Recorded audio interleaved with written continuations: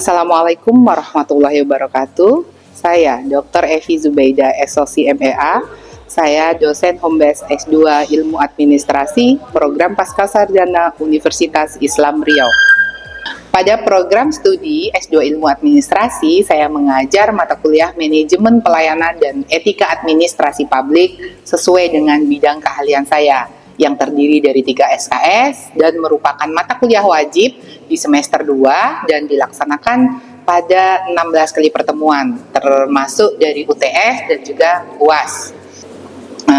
Adapun capaian pembelajarannya itu ada 3 capaian pembelajaran di mata kuliah Manajemen Pelayanan dan Etika Administrasi Publik. Yang pertama adalah menunjukkan nilai-nilai agama, prinsip Pancasila, dan kearifan lokal ke dalam kehidupan individu, sosial, dan kemasyarakatan, menerapkan etika akademik, profesionalisme, dan integritas di bidang masing-masing.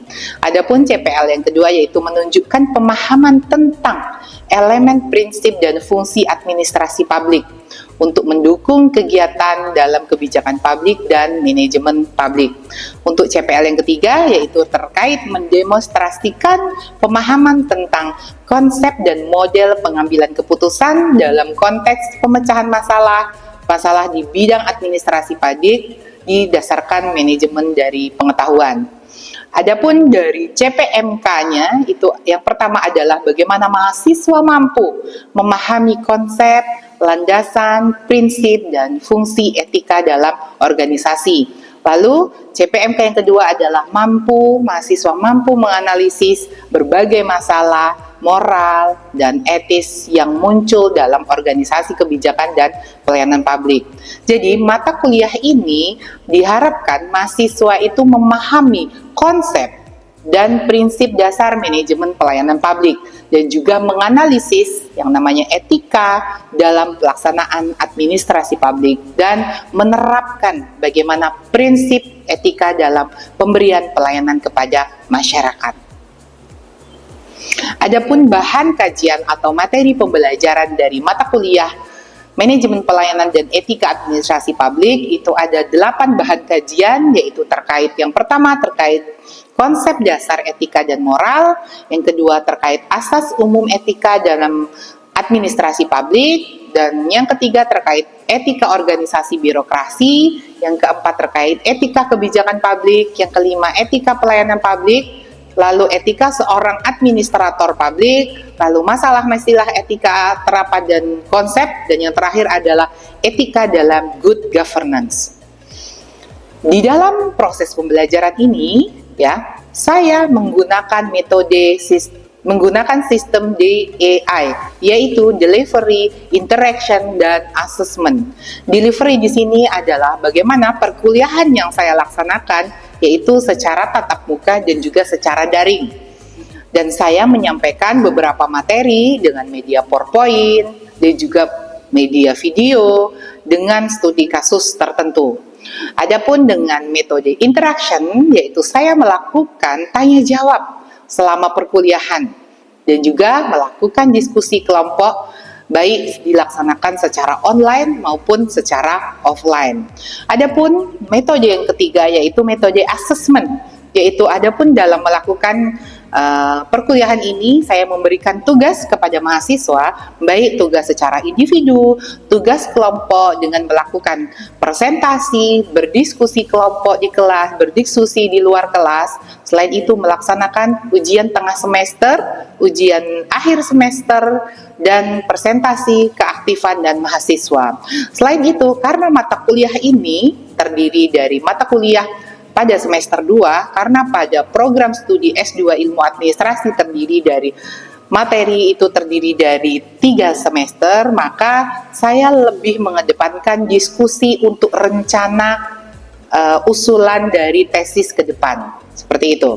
Lalu Universitas Islam Riau juga dalam melaksanakan pembelajaran juga sudah mensupport yang namanya bentuk metode perkuliahan. Jadi tidak hanya dilakukan secara offline atau di kelas, Universitas Islam Riau juga mensupport dalam hal yang namanya menggunakan secara daring, yaitu ada Google Classroom. Selain Google Classroom juga membuat yang namanya aplikasi cerdas. Di cerdas tersebut, saya bisa memberikan materi, saya bisa mengirimkan video, mahasiswa bisa mengirimkan tugas, dan lain sebagainya. Baik, untuk mata kuliah dari manajemen pelayanan publik ini, otomatis kita mulai dari pertama, yaitu adalah manajemen pelayanan publik itu sendiri. Kita tidak asing lagi dengan yang namanya pelayanan publik, yaitu segala kegiatan dalam hal pemenuhan kebutuhan dasar sesuai dari hak kewajiban dari masyarakat itu sendiri. Jadi jasa atau pelayanan administrasi yang disediakan oleh penyelenggara pelayanan yang terkait dengan kepentingan publik. Masyarakat memiliki kebutuhan dan harapan pada kinerja pelayanan publik yang profesional. Berikut adalah video proses pembelajaran pada mata kuliah manajemen pelayanan dan etika administrasi publik. Selamat menyaksikan. Oke, selamat pagi semuanya. Oke, baiklah, kita mulai. Assalamualaikum warahmatullahi wabarakatuh. Sehat semuanya? Iya, kayaknya teman-teman semua hari ini ya, mukanya cerah, gembira gitu ya. Apa karena ini hari ini sebentar lagi weekend, kan seperti itu. Oke, setidaknya tidak mengurangi rasa kesemangatan kita hari ini untuk bisa kuliah di mata kuliah, yaitu di manajemen pelayanan dan etika administrasi publik. Jadi untuk di pertemuan kali ini, yang sebelumnya kita sudah membahas terkait manajemen pelayanan dan etika administrasi publik, hari ini kita akan lebih membahas terkait ke bagaimana pelayanan etika, etika administrasi publik itu sendiri. Kalau sebelumnya kita sudah membahas terkait pelayanan publik, kita hari ini akan memfokuskan terkait dari etika administrasi publik itu sendiri. Baik, sebelum kita mulai, kita berdoa dulu, kita membaca basmalah bersama-sama. Bismillahirrahmanirrahim. Oke, semoga apa yang kita pelajari hari ini ada manfaat untuk teman-teman semuanya dan juga untuk saya. Baik, sebelum kita mulai, mungkin kita masih ingat ya teman-teman terkait secara umum pelayanan itu terbagi menjadi dua, yaitu pelayanan dasar dan juga pelayanan umum. Kalau kita membahas terkait pelayanan dasar, kita nggak asing lagi dengan yang namanya yaitu pelayanan kesehatan, pelayanan pendidikan, pelayanan kebutuhan pokok, itu yang menjadi pelayanan dasar bagi masyarakat. Seperti itu. Kalau kita membahas terkait pelayanan umum, yaitu jelas bagaimana terkait pelayanan administrasi, pelayanan barang, ataupun pelayanan jasa. Jadi untuk hari ini yang akan kita tekankan yaitu terkait dari pelayanan umum tadi, yaitu bagaimana kita memberikan pelayanan jasa. Jadi seorang administrator yang baik itu adalah bagaimana kita memberikan pelayanan yang jasa itu secara etika tadi, seperti itu. Kalau kita membahas terkait etika pelayanan, etika pelayanan itu apa? Yaitu terkait bagaimana tata cara dalam melayani siapa yang kita layani? Masyarakat. Karena masyarakat itu kan sebagai customer kita kalau bahasa bisnisnya, tapi karena kita di administrasi publik, yaitu sebagai masyarakat yang harus kita layani, kan seperti itu. Yaitu dengan menggunakan kebiasaan yang mengandung nilai-nilai hidup, hukum dan norma yang mengatur tingkah laku manusia. Jadi etika pelayanan ini ya, kita menghilangkan paradigma dikotomi politik administrasi. Jadi sebagaimana dijelaskan oleh Wilson bahwa pemerintah memiliki dua fungsi yang berbeda. Pemerintah itu memiliki dua fungsi yang berbeda, yaitu fungsi yang pertama yaitu bagaimana dia sebagai public policy making, yaitu membuat kebijakan, dan yang kedua adalah sebagai pelaksanaan kebijakan. Bagaimana dia membuat kebijakan dan juga sebagai pelaksana kebijakan. Nah, pada saat pelaksana kebijakan itu otomatis kita berinteraksi nih dengan masyarakat, dengan pada saat kita memberikan pelayanan dan sebagainya. Itu otomatis itu yang akan kita pelajari hari ini. Baik, etika pelayanan itu berdasarkan dua asas, yaitu asas transparansi dan juga asas akuntabilitas. Ada yang tahu transparansi? Mungkin Mbak I Oke, masih ingat? Baik Bu, kalau mengenai transparansi itu kan keterbukaan dalam pemberian pelayanan. Baik. Misalnya dari SOP-nya harus jelas tertera di situ. Kemudian kemudahan dalam proses pelayanannya itu, kemudian waktu pelayanan sampai ke rincian anggaran atau biaya yang digunakan dalam pelayanan. Itu harus dijelaskan. Itulah prinsip transparansi. Iya, baik dari biaya pelayanan, dari prosedur pelayanan itu juga harus jelas kan, seperti itu. Makanya dari transparansi itu dijelaskan bahwa tidak hanya terkait keterbukaan hanya sekedar informasi saja, informasi bahwa pelayanan kapan buka, tetapi juga tidak lain, yaitu terkait biaya tadi, karena untuk mengurangi angka yang namanya nepotisme dan yang lain-lain seperti itu. Yang kedua yaitu akuntabilitas. Teman-teman semua udah paham ya kalau akuntabilitas bagaimana terkait pertanggungjawaban seperti itu, pertanggungjawaban atas apa yang menjadi pekerjaan ya, menjadi pekerjaan atau tanggung jawab dari masing-masing administrator tersebut. Baik, sejalan dengan penilaian tersebut ya terkait asas transparansi dan juga akuntabilitas tersebut, bahwa Jabra dan Dwi Fedi mengatakan bahwa untuk menjamin kinerja pegawai ya sesuai dengan standar untuk meminimalkan penyalahgunaan kekuasaan ya oleh aparat pemerintah, maka harus mampu mengembangkan 5 macam akuntabilitas. Ada 5 macam akuntabilitas terkait pertanggungjawaban itu. Agar apa? Itu tadi, bagaimana tidak menyalahgunakan dari kekuasaan yang diberikan oleh pemerintah. Yang pertama apa? Yang pertama adalah akuntabilitas administratif, yaitu organisasional. Jadi bagaimana diperlukan karena ada hubungan hierarki pertanggungjawaban antara pusat dengan unit-unit. Jadi akuntabilitas administrasi di sini adalah bagaimana disesuaikan sesuai kepengurusan yang ada. Oh, bahwa yang mengurus pelayanan itu siapa? Jadi bukan karena ada sesuatu hal yang lain, tetapi sesuai dengan struktur organisasi yang sudah ditetapkan. Bahwa tadi yang dikatakan oleh Mbak Iin tadi, bahwa yang melaksanakan pelayanan bagian pengurusan A itu siapa? Kan udah ada pengurusan masing-masing seperti itu. Jadi biar akuntabilitasnya tadi, pertanggungjawabannya juga bisa ditanggungjawabkan oleh masing-masing. Yang kedua adalah akuntabilitas legal, yaitu bentuk pertanggungjawaban setiap tindakan administrasi dari birokrat. Biasanya kalau pertanggungjawaban itu apa saja? Ada yang di sini udah ada yang bekerja, mungkin yang sudah tahu terkait kalau administrasi legal tadi pertanggungjawaban, mungkin yang sudah bekerja? Ya, Bapak, Pak Yogi, sudah? Iya, mungkin apa kira-kira Pak Yogi? Kalau pertanggungjawaban dari pertanggungjawaban legal tersebut, contohnya, mungkin kalau Pak Yogi, apa? Pertanggungjawaban legal seperti itu. Pertanggungjawaban secara administratif, apakah setiap bulan ada laporan setiap bulan kah kalau di tempat Pak Yogi tempat bekerja? Mungkin kalau di tempat saya Bu, pertanggungjawaban ilegal itu seperti pertanggungjawaban anggaran setiap bulan. Oke, ya, berarti ada laporan setiap bulan terkait anggaran. Oke, itu dilaporkan ke bagian apa Pak Yogi? Dilaporkan ke bagian atasannya. Oke, ya, ke bagian ya. Itu juga sebuah pertanggungjawaban legal tadi. Karena apalagi seorang keuangan itu kan perlu harus jelas ya teman-teman semuanya seperti itu. Baik, yang ketiga akuntabilitas politik. Nah, kalau akuntabilitas politik ini kita nggak asing lagi bahwa setiap pelayanan publik itu kan ditugaskan oleh pemerintah tadi.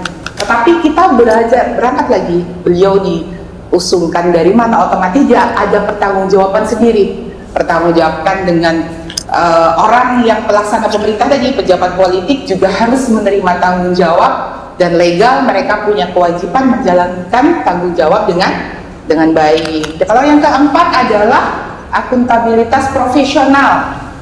Kalau akuntabilitas profesional itu jelas ya, bagaimana profesionalisme di organisasi publik itu, para aparat profesional berharap dapat memperoleh kebebasan. Kebebasan dalam apa? Kebebasan dalam hal yang lebih besar dalam melaksanakan tugas dan melayani kepentingan dari publik tersebut. Yang terakhir ya, yang terakhir dari pengembangan dari akuntabilitas tadi adalah akuntabilitas moral. Itu tadi, akuntabilitas moral. Karena setiap tindakan birokrasi selain didasarkan pada konstitusi atau peraturan tadi ya, harus dilengkapi dengan prinsip moral dan etika. Itu tadi, etika tadi diterima oleh publik secara norma dan perilaku sosial dan profesional. Jadi selain kita harus tanggung jawab secara administrasi, tanggung jawab terhadap politik, tadi profesional, legal, tetapi yang terakhir yang paling penting itu adalah akuntabilitas moral. Karena kalau kita tidak menggunakan etika, kita melaksanakan pelayanan itu kan dengan baik, dengan ramah, dengan cara yang santunya seperti itu, sesuai dengan SOP kan seperti itu ya. American Society for Public Administration itu mengembangkan kode etik pelayanan publik ya. ASPA ini mengembangkan kode etik pelayanan publik yang dikutip oleh Delianji ini ada 5 ya, kode etik pelayanan publik. Yang pertama yaitu pelayanan kepada masyarakat berada di atas pelayanan kepada diri sendiri. Maksudnya adalah tidak mungkin kita memberikan pelayanan, kita lagi sakit terus kita pelayanan, tidak. Setidaknya kita tetap yang namanya tadi profesionalisme tadi, profesional. Kita setidaknya dikatakan sebagai pelayanan berada di pelayanan diri sendiri. Jadi bagaimana pada saat melaksanakan pelayanan itu lebih profesional seperti itu. Terus yang kedua, rakyat berdaulat dan instansi pemerintah tanggung jawab kepada rakyatnya. Jadi bagaimana rakyat yang berdaulat di sini dia mempunyai tanggung jawab. Tanggung jawab apa? Kita memberikan pelayanan. Kita memberikan pelayanan apa? Oke, ada pelayanan yang dibuat. Contoh surat apa? Oke, tanggung jawabnya seperti apa? Benar tidak nama yang diberikan? Benar tidak sesuai tujuannya, sesuai ini pembuatan pelayanan apapun nih, alamatnya benar tidak, nama dan sebagainya. Otomatis tanggung jawab itu tadi, instansi pemerintah itu bertanggung jawab kepada masyarakat terkait produk pelayanan yang diberikan. Yang ketiga adalah hukum mengatur semua tindakan dari instansi pemerintah apabila hukum bermakna ganda, tidak bijaksana atau perubahan, maka kebijakan KF harus menjadi patokan. Oke, baik. Yang keempat itu adalah manajemen yang efektif dan efisien.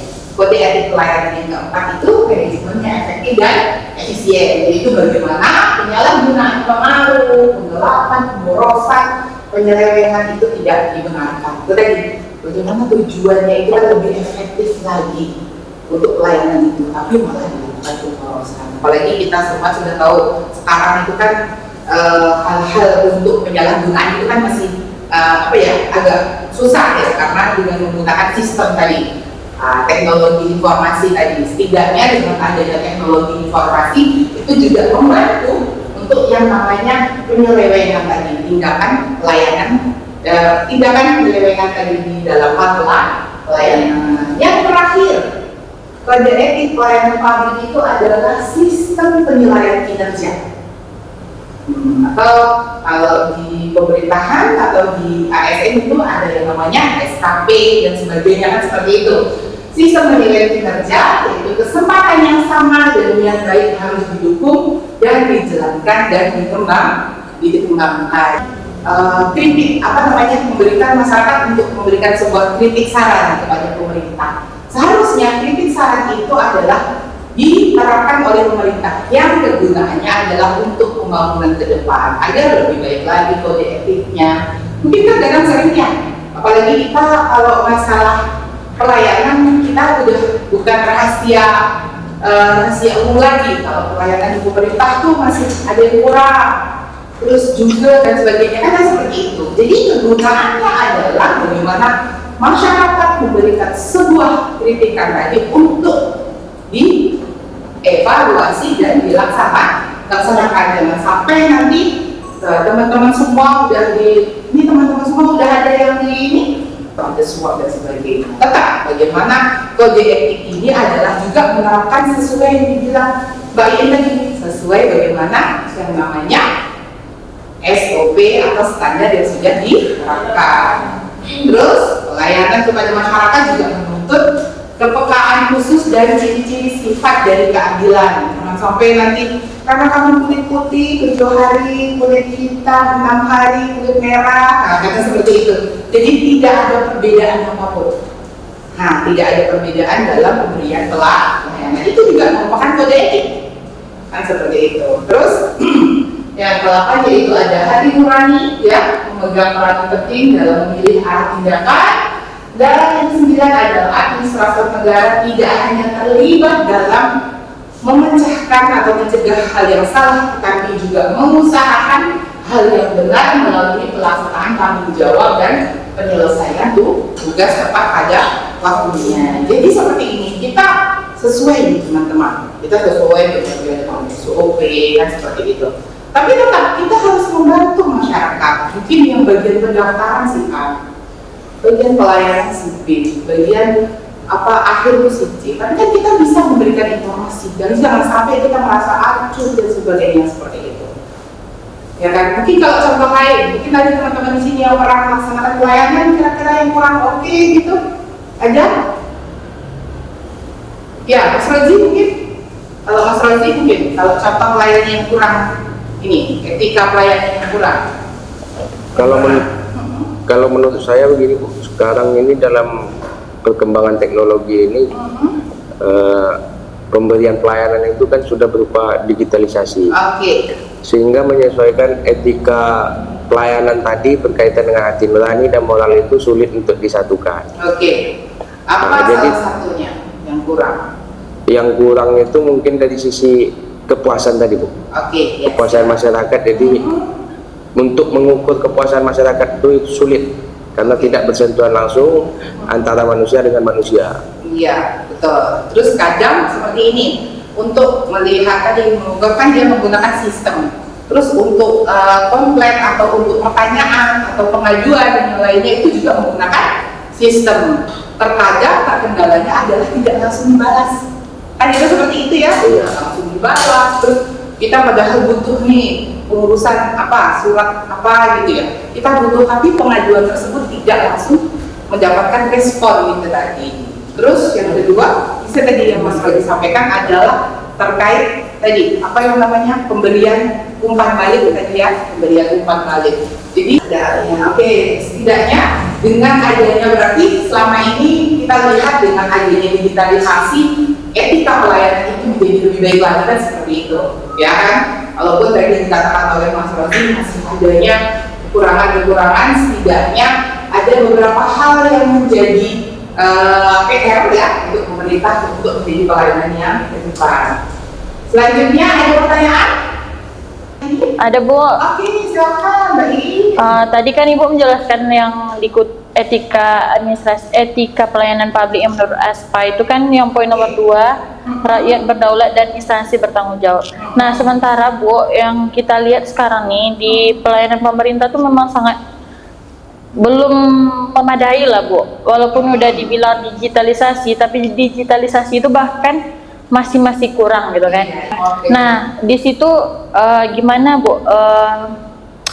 Peran kita sebagai akademisi untuk menyadarkan bahwa pemerintah ini sebagai pemberi pelayanan untuk kembali ke kodratnya pemberi pelayanan gitu Bu. Bagaimana tuh Bu? Berarti bagaimana kita menyadarkan pemerintah tadi terkait penyelewengan yang sudah dilakukan tadi. Terima kasih. Kalau kita berbicara terkait bagaimana kita menyadarkan, mungkin kita kembali ke diri kita sendiri dulu. Kita sendiri aja, kita sendiri sudah seperti itu atau belum? Contoh nih, kita kan sebagai masyarakat melaksanakan pelayanan, kita sesuai SOP atau tidak? Kadang karena ada orang tersendiri di dalamnya, ada kakak saya, kita kan juga melaksanakan itu, sehingga secara tidak langsung kita juga udah mulai. Sehingga kalau kita mau menyadarkan dari para administrator tersebut memberi pelayanan, kita mulai dulu dari kita. Kalau menurut saya, itu sudah, walaupun mungkin ada kakak kita di pelayanan tersebut, ada bapak kita, atau mungkin siapa, yaudah kita ikutin prosedur. Tidak ada, karena waktu juga sudah habis ya teman-teman semuanya. Kayaknya sudah mulai haus ya, sudah mulai sarapannya tidak lagi. Sarapannya sandwich atau nasi kecil kalau di Jawa nasi. Ya, kalau kita di Pekanbaru kan sarapannya lontong pecel, basic. Oke, terima kasih ya. Karena kita sebentar lagi ujian ya, mungkin saya akan memberikan sebuah tugas nih sama kawan-kawan semuanya. Yang pertama adalah bagaimana tugasnya coba contoh ya kasus terkait pelanggaran etika ya dalam pelayanan publik dan sebagaimana harusnya etika itu ditegakkan ya, bagaimana etika itu ditegakkan ya. Nanti dikumpul di pertemuan terakhir setelah itu sebelum kita melaksanakan ujian. Jadi boleh kawan-kawan semuanya dari kasus tertentu, tidak hanya di Riau, boleh di di kota-kota yang besar, boleh yang mungkin lebih banyak masyarakatnya sehingga di situ banyak permasalahan soal terkait etika pelayanan tadi. Jadi tugasnya karena kita yang sekarang itu sudah menggalakkan yang namanya digitalisasi di kampus kita di Universitas Riau sudah menyediakan tempat yang namanya aplikasi cerdas. Teman-teman semuanya sudah bisa masuk ya. Oke, jadi boleh nanti teman-teman semuanya tugasnya diupload di cerdas. Nanti buktinya sudah oke. Ada pertemuan terakhir sudah bisa menyampaikan mungkin saya minta dari ini ada yang tidak masuk ya. Ada berapa orang yang tidak hadir? 20. Ada 2 orang ya. Ulfa sama siapa ini? Tito ya. Oke, baik, mungkin nanti 1-2 orang mungkin kawannya siapa tidak tahu ya tugasnya seperti apa. Jadi dari kalian semua nanti ayo ambil 50% untuk presentasi, maksudnya presentasi menyampaikan poin dari masing-masing. Boleh nanti hanya perwakilan 5 orang saja minggu depan dikumpul dulu dari cerdas lalu coba menyampaikan apa sih poin tugas yang sudah didapat seperti itu terkait dari pelanggaran etika dalam pelayanan. Baik, terima kasih kawan-kawan semua. Sehat selalu ya. Terima kasih atas waktunya, kesehatannya hari ini. Terima kasih, sampai jumpa di minggu depan. Wassalamualaikum warahmatullahi wabarakatuh. Waalaikumsalam warahmatullahi wabarakatuh. Terima kasih telah menyaksikan video rekaman proses pembelajaran pada mata kuliah Manajemen Pelayanan dan Etika Administrasi Publik pada program studi S2 Ilmu Administrasi program Pascasarjana Universitas Islam Riau. Video ini digunakan untuk sebagai salah satu syarat penyusunan dokumen pernyataan diri dosen dalam unjuk kerja Tridharma Perguruan Tinggi PDD UKT PT Sertifikasi Dosen Gelombang 2 tahun 2025. Semoga video ini dapat menjadi pertimbangan dalam proses sertifikasi dosen pada tahun 2025. Terima kasih. Assalamualaikum warahmatullahi wabarakatuh.